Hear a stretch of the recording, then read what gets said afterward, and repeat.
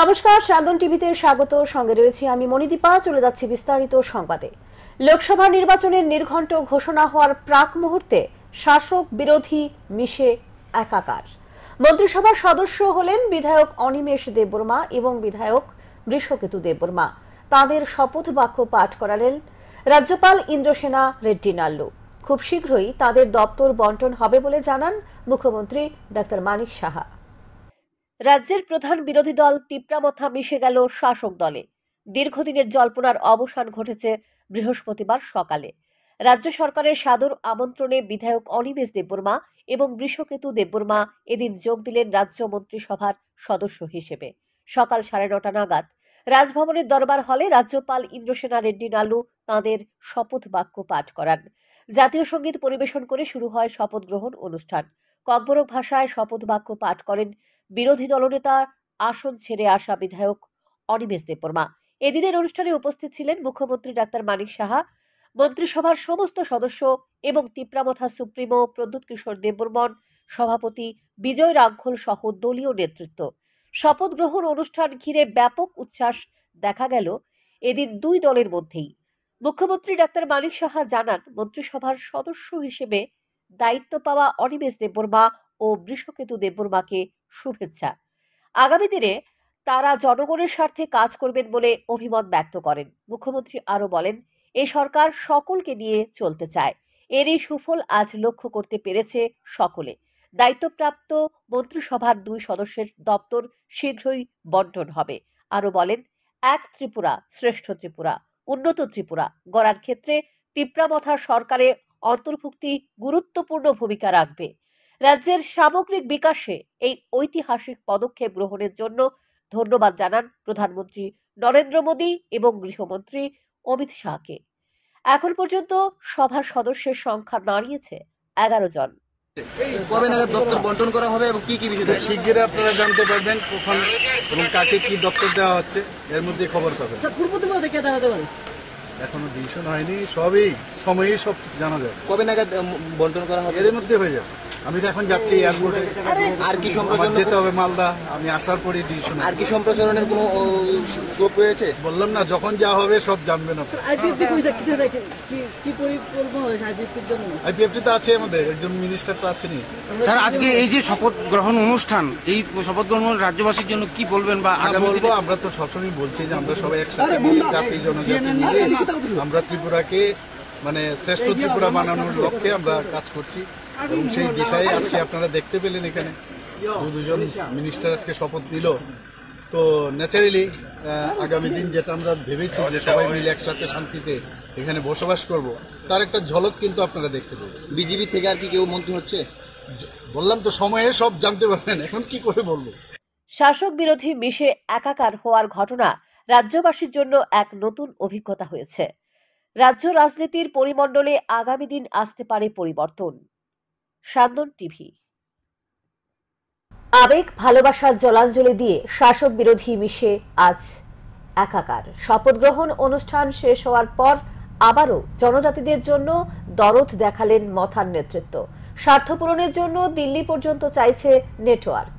দলীয় আদর্শ এবং জনজাতিদের আবেগ ভালোবাসার জলাঞ্জলি দিয়ে শাসক বিরোধী মিশে আজ একাকার। মন্ত্রিসভার সদস্য হিসেবে শপথ নিয়েছেন অনিমেষ দেববর্মা এবং বৃষকেতু দেববর্মা। কিন্তু শপথ বাক্য পাঠ করার পরেই রাজভবনে দাঁড়িয়ে আবারও জনজাতি দরদ দেখালেন তিপ্রামথার সুপ্রিমো প্রদ্যুৎ কিশোর দেববর্মন। এমনটাই অভিমত রাজনৈতিক মহলের। কারণ সংবাদ মাধ্যমে মুখোমুখি হয়ে প্রদ্যুৎ কিশোর দেববর্মন বলেন, যারা আজ মন্ত্রিসভার সদস্য হয়েছেন তাদের বলা হয়েছে তারা যাতে তাদের নিয়ম পরিবর্তন না করে। যে ভুলটি বিগত সরকার করেছে সেটা যাতে তিপ্রামথা থেকে মন্ত্রিসভার সদস্য হওয়া অনিমেষ দেববর্মা ও বৃষকেতু দেববর্মা না করেন।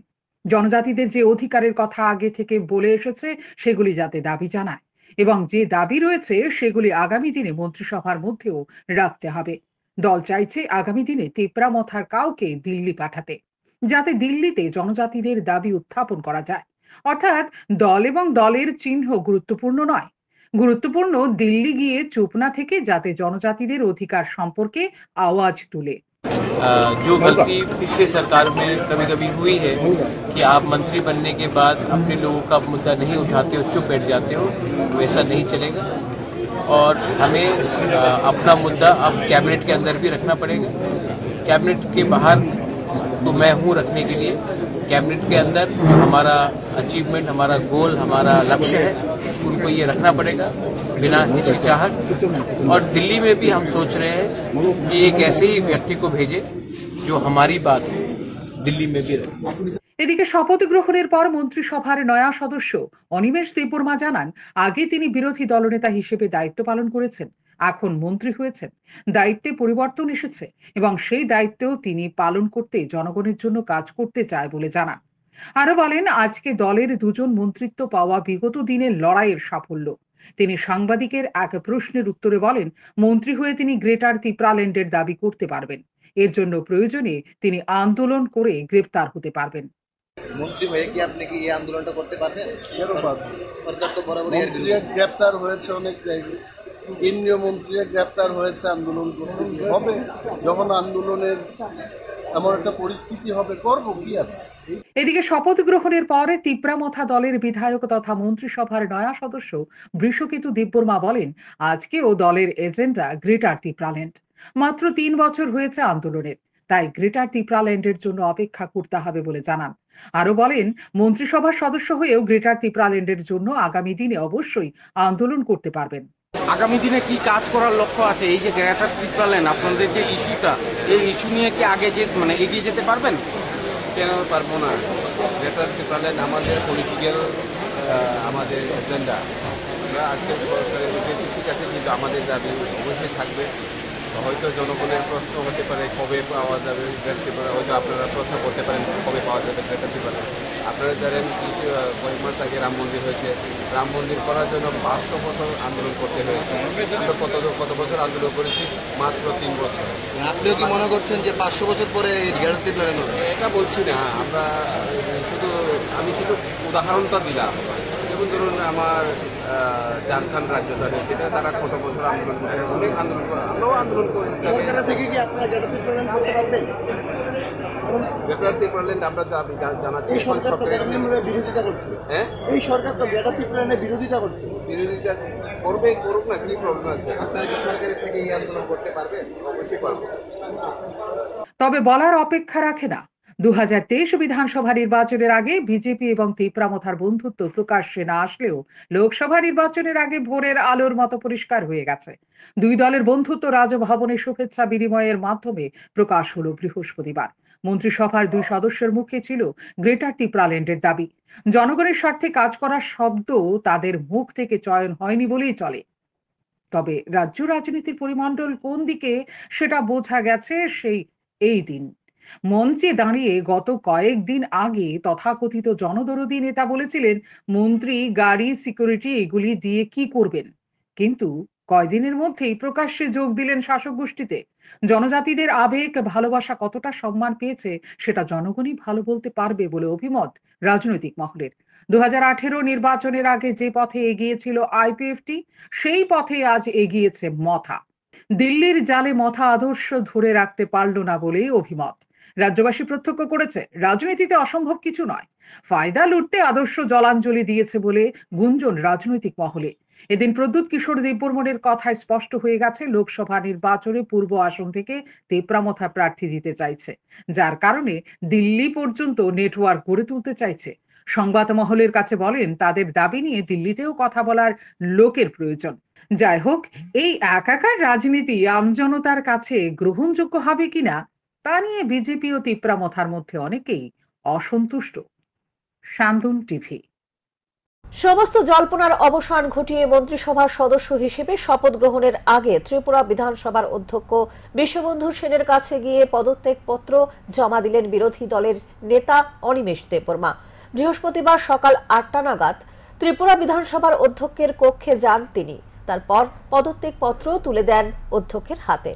বিধানসভার অধ্যক্ষ বিশ্ববন্ধু সেন জানান, বিধানসভার নিয়ম নীতি অনুযায়ী বিরোধী দলনেতার পদ থেকে পদত্যাগ করলেন অনিমেষ দেববর্মা। মন্ত্রিসভার সদস্য হতে চলেছেন তিনি। তার সঙ্গে মন্ত্রিসভার সদস্য হবেন বৃষকেতু দেববর্মা। এদিকে বিরোধী দলনেতা পদ ছেড়ে অনিমেষ দেববর্মা জানান তার দলের সিদ্ধান্তে চূড়ান্ত সিদ্ধান্ত, এর উপর তিনি কথা বলতে চান না। তবে সরকারের অংশ হিসেবে জনগণের জন্য তিনি কাজ করবেন।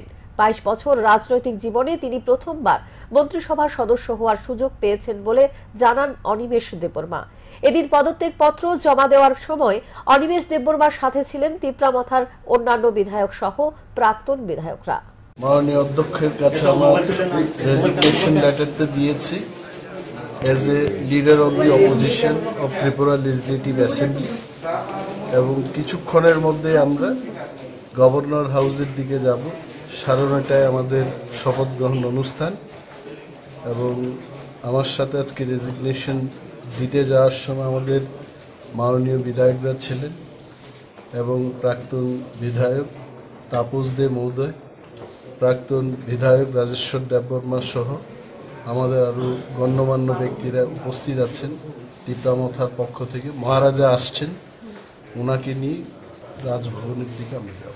So what's the main cause of this resignation and joining this ruling party? What will be the main cause? If I want to be part of the government, I have to resign from the post of leader of opposition, because this office is office of profit.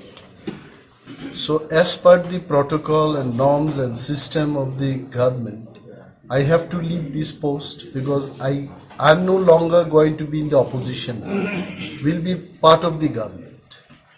So the reason you know that Tipramotha has signed an agreement with Government of India. As per the agreement, now we also will be the part of the government.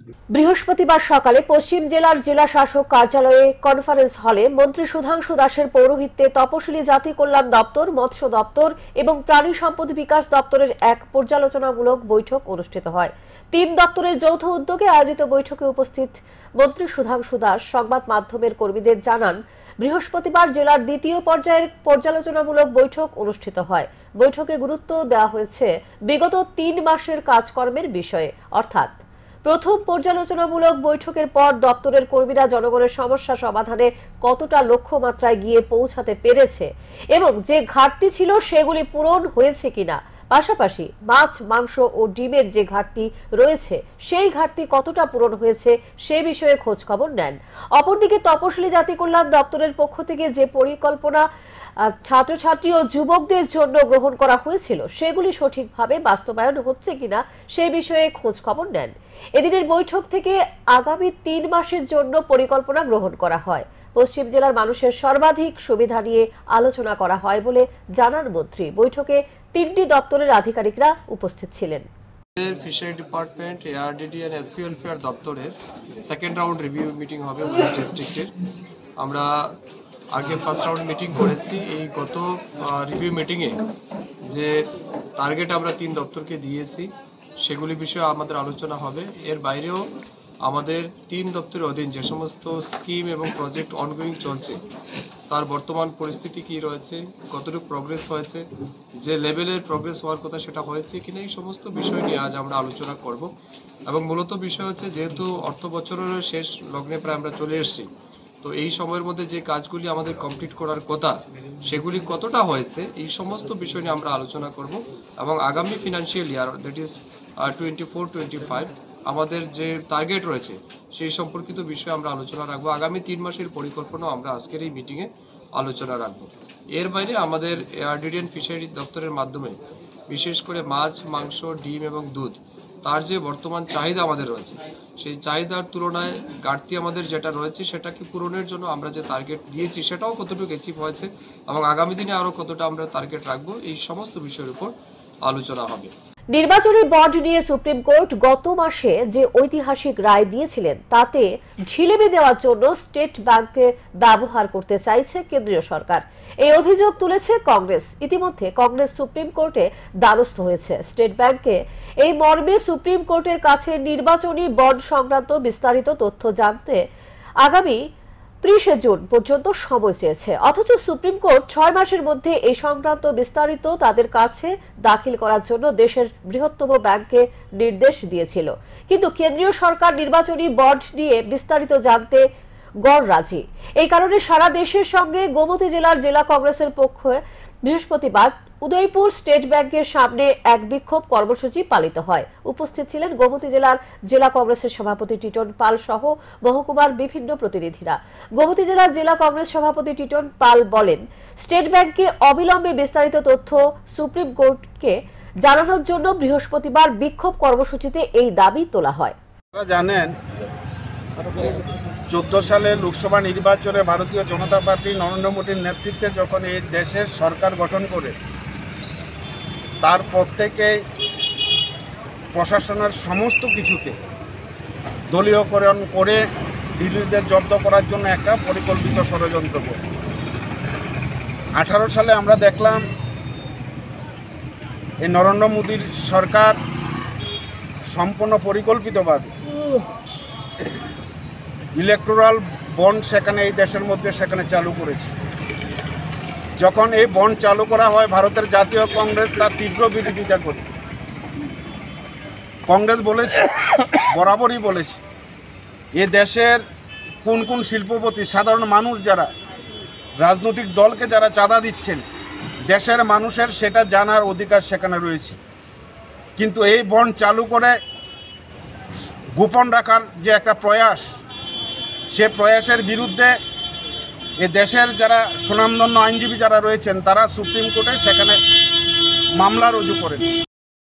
আগামী 14ই March নিত্য প্রয়োজনীয় সামগ্রীর মূল্য বৃদ্ধি, কর্মসংস্থানের অভাব সহ নির্দিষ্ট কয়েকটি দাবিতে আগরতলা শহরে জমায়েত করবে ডিওয়াইএফআই এবং টিওয়াইএফ।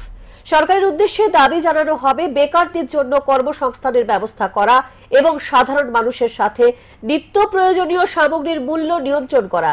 নির্দিষ্ট এই দাবিগুলি নিয়ে ইতিমধ্যে প্রচারে নেমেছে বাম যুব সংগঠন। বৃহস্পতিবার সকালে ডিওয়াইএফআই এবং টিওয়াইএফ যৌথভাবে রাজধানীর বটতলা বাজারে লিফলেট বিতরণ করেন এবং ব্যবসায়ীদের বোঝানোর চেষ্টা করে, যদি ইতিমধ্যে আন্দোলনে এগিয়ে এসে সরকারের উপর চাপ সৃষ্টি না করা যায়, তাহলে এর পরিণাম আগামী দিনে ভয়াবহ হবে। সংবাদ মাধ্যমের মুখোমুখি হয়ে এমনটাই জানিয়েছেন এক যুব নেতা।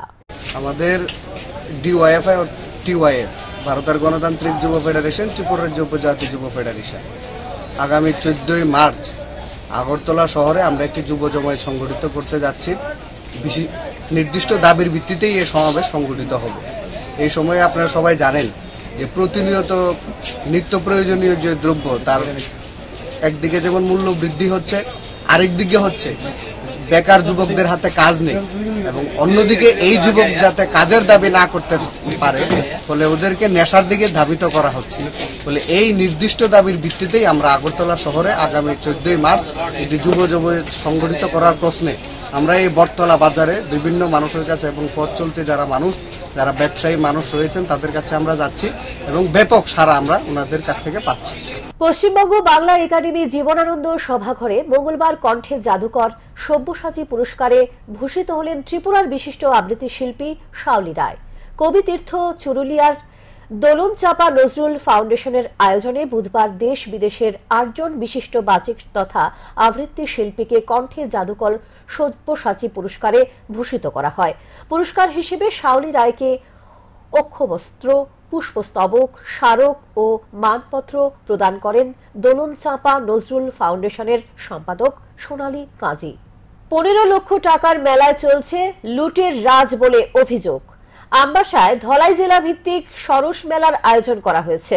বুধবার সন্ধ্যায় মেলার উদ্বোধন হওয়ার কথা ছিল সাংসদ রেবতী ত্রিপুরার হাত ধরে। তাছাড়াও এক ঝাঁক বিধায়ক অতিথিরা আসার কথা ছিল, কিন্তু কেউ আসেনি, কারণ মাঠ ছিল ফাঁকা।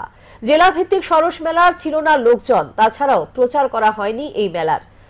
টিআরএলএম এর ব্যর্থতার কারণে জেলা ভিত্তিক সরস মেলা এক প্রকার জনশূন্যহীন। এমপি সহ একজন বিধায়কও আসেনি মেলায়। পাশাপাশি আমবাসা চান্দাইপাড়া মাঠে শুরু হয়েছে মেলা, কিন্তু স্কুল কর্তৃপক্ষ থেকে কোনো রকম নির্দেশ নেওয়া হয়নি। টিআরএলএম এর তপন চাকমা নির্দেশ না নিয়েই শুরু করে দিলেন মেলা। অভিযোগের সাথে এমনই জানালেন চান্দাইপাড়া দ্বাদশ শ্রেণী বিদ্যালয়ের প্রধান শিক্ষক।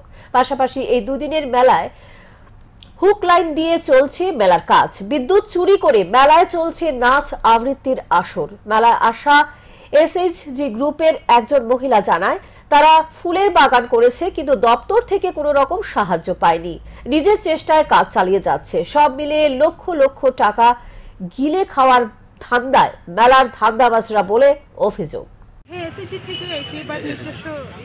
নিজস্ব সব হর্টিকালচার দপ্তর থেকে কেউ সাহায্য করছে না, গেছলেন নি দপ্তরে নিজের থেকে 3 বছর ধরে নিজের থেকে করতেছেন, কোনো দপ্তরের কোনো আধিকারিকও গেছে না এবং সাহায্য করছে না। আপনারা কতজন আছেন এসএসজিতে? এসএসজিতে আজকে তো 2 জন আইছি, আর গ্রুপে আমরা 7 জন আছি। কিরকম ইনকাম হয় এই কি কইরা মোটামুটি আপনারা? মোটামুটি ইনকাম হয় এই বছর 5 লাখের মতো আমরা। আচ্ছা, 5 লাখ বিক্রি করছেন তো 2023 তো মানে এটা কত পার্সেন্ট মনে করেন প্রফিট অ্যামাউন্ট? আপনার 30%। এখনকার মতো সংবাদ এখানে শেষ করছি। পরবর্তী সংবাদ দেখবার জন্য চোখ রাখুন শান্তন টিভির পর্দায়। নমস্কার।